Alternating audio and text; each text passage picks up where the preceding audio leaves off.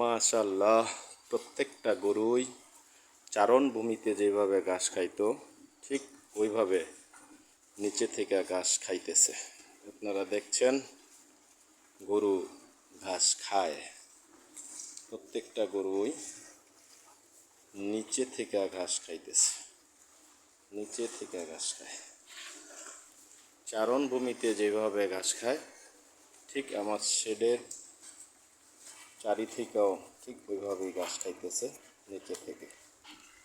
এই যে দেখেন, নিচের দিকে ঘাড় দিয়ে তারপর ঘাস খাইতেছে।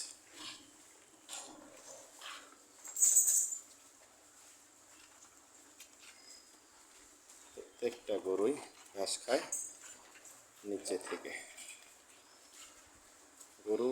গরুকে এমনভাবে খাওয়ানো উচিত সে যেন চারণভূমি থেকেই খাচ্ছে, আর তার পাশে যেন কন্টিনিউ পানি থাকে, সেই ব্যবস্থা অবশ্যই থাকা উচিত।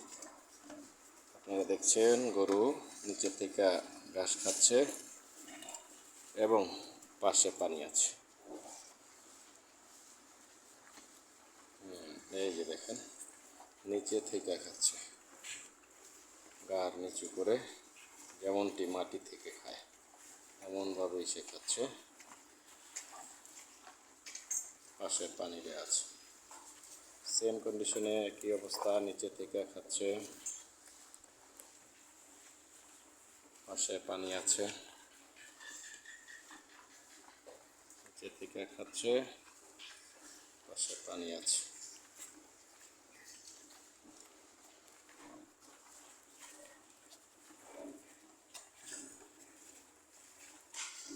প্রত্যেকটা গরুর পাশেই পানি আছে এবং গরু নিচু হয়ে ঘাস খাচ্ছে।